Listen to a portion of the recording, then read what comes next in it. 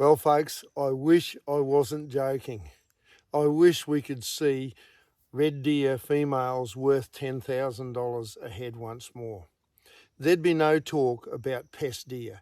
There'd be no talk about excessive numbers of deer that have to be eradicated, that have to be shot by helicopters and left lie. They would be seen as such an asset to this country. We'd see government protecting them. We'd see landowners building deer traps, mustering in these animals and creating an industry once more. What we have is not a legislation problem. We have the loss of the perceived value in these wonderful animals. Now I can hear people there saying, oh, what crazy talk, $10,000 a head, it'll never happen. Well, some people have either got short memories or they weren't born when this was actually happening. When I was 17, my first job straight off the property was in the back seat of a Hughes 500D helicopter. We had John Dennis from New Zealand had brought over Ian Rasmussen, and John Oakes had organised this great old Hughes 500 helicopter. I was the back jumper, the guy that after the net was shot from Oakesy in the front would blast the net out. My job was to get out on the skid and at first opportunity, bail out, bulldog that deer, tie it up, hook up underneath and get back out into the machine, get these animals back into a dark room and on their feet in the best possible condition we could.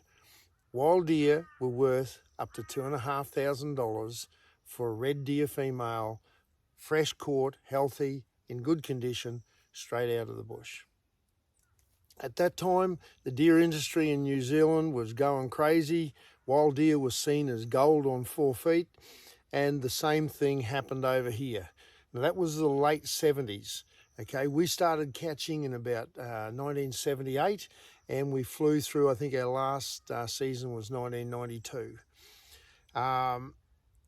Crazy times. Now, if you compare what the prices were then for things like, say, a meat pie was 70 cents to $1, and what it is now, $5 to $7. A can of Coke was like 50 cents. You could see that $2,500 back then is the equivalent of $10,000 now. If we could see that sort of money back in wild deer again, it'd be a whole different ballgame. There would not be the talk of eradication. The chances of this country seeing a large-scale deer farming industry once more are very, very slim. Why is it then that this magnificent animal is seen as having no value? Now, how's this come about? People ask me, well, how's this come about? Why don't we see a value in wild deer anymore? Well, that's a big story, and it's one that I'll try and detail in different clips that we'll put on into our private section of our Ridge Group website. But if I could condense it by saying that there was a total lack of government support here in this country for deer farmers. As somebody that lost literally millions of dollars in that industry in the late 90s, I think I know what I'm talking about on that subject. We saw a time when governments could have got in behind small business and behind industry and kept the deer industry alive, but they actually turned their backs on us and let everybody crumble. So the situation with new releases of wild deer wasn't because deer farmers were doing something wrong. It was because of a lack of government support. Now, Queensland still has a great industry based on introduced species such as wild deer. That's a recreational hunting industry. But unfortunately, once again, we're seeing an almost total lack of support from government, and that's highlighted in this feral deer strategy. One of the main reasons that I saw for a lack of value in wild deer was due to the attitude from some of the hunting groups. And now there was one event that would go down, I think, in history with a lot of people when I went to a national conference in Victoria many years ago, probably 30 years ago, and it turned into one heck of a screaming match across the table. Okay, I had one of the senior members of this group screaming at me across the table saying, there will be no commercialisation of wild deer while I'm alive. They were his words. So what the focus has been is to put the value, look at the value being in the hunters and not in actually the animals. Now, myself, I see it the other way around. We've got an animal that can take fresh air and fresh water and grass and browse and turn it into either magnificent free-range venison or fantastic sets of antlers. They can live in the bush with very little care. They do not need drugs, they do not need drenching or worming. They're extremely disease-free. These are a very clean animal, no matter what the propaganda might be saying. These animals are magnificently clean if they're allowed to live the way they want to. Okay, so to me, they are a fantastic renewable resource. They take the basic elements and they turn it into a product every year. That's the definition of a sustainable resource. Now, a lot of people have pushed the angle that it's got to be the hunter, the value that hunters put in through the purchase of rifles and four-wheel drives and camping equipment and hunting gear, binoculars, ammunition, all this sort of stuff. And that is very true. There's a big industry there in the hunting industry.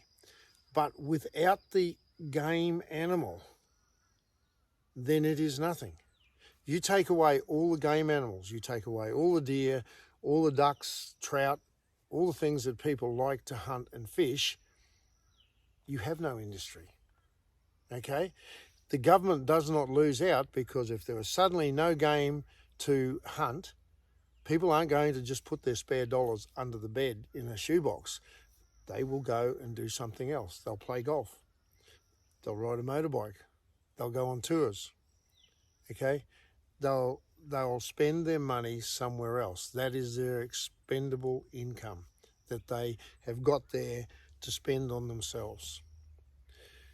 The product, the deer, the asset, encourages people to climb to the top of the highest mountains, to wade through icy cold rivers, and to go through incredible hardships to hunt those game animals. They have an incredible value there because they can get people to do things that they would not necessarily normally do. So to me, animals like wild deer are a fantastic renewable resource. They have a value. And with our small group Ridge, over the last 30 years, we've had two projects. One is the annual red deer ballot, and the other is the Glenfiddich venison hunting project. These two systems have now got the runs on the board. We can show that there is a value in the hunters if there is good animals to take. So the deer are the resource. What we have here now is a total inability for the people in the Invasive Species Council, biosecurity, in government. They will not for 1 minute, will they come to the table and talk about the values that are inherent in wild deer to be used as a game animal. It is a solid blank wall that we run up against. They will not even entertain the subject, because they know if they do, if they recognise wild deer as an asset to the people of this country or the people of the world, to put it in broader terms, if they recognise that, then half their rhetoric falls down in a heap. Where we're going wrong as hunters is we are buying into their rhetoric. We're using the terms like feral and pest. we're saying that we're going to help to control and eradicate these terrible invasive species. We've fallen into their trap. Now, what I feel that we should do now with this feral deer strategy is that the people of this country that feel the same way as I do or can understand the angle that we're coming from, I feel that we must put a solid line forward now to government. Deer, managed properly, managed sustainably, are a huge asset to the people of this country. They have many different values: spiritual, cultural, nutritional, physical, emotional, all these values. To be able to go out and hunt deer ethically, with respect and decency, is one of the best things you can do with young people to get them away from the pressures of this modern society. Now, if we accept this line that's being put forward by government, if we swallow their rhetoric, the feral rhetoric, the pest rhetoric, right? If we accept it, well, then when they put forward the next thing, we have to accept that as well. And the next one, we accept that. And when the day comes that they say, hand in your firearms, then what are you going to do? You can't refuse. You have to hand them in. So the writing is on the wall, people. Either we put a line in the sand now and say, no, these animals must be retained. They have a heritage value, a cultural value, nutritional, spiritual, emotional values. We must put that line in the sand, because if we don't, when that day comes that they say, hand in your guns, you've got no option but to hand them over. Hunting in this country then is gone, is finished.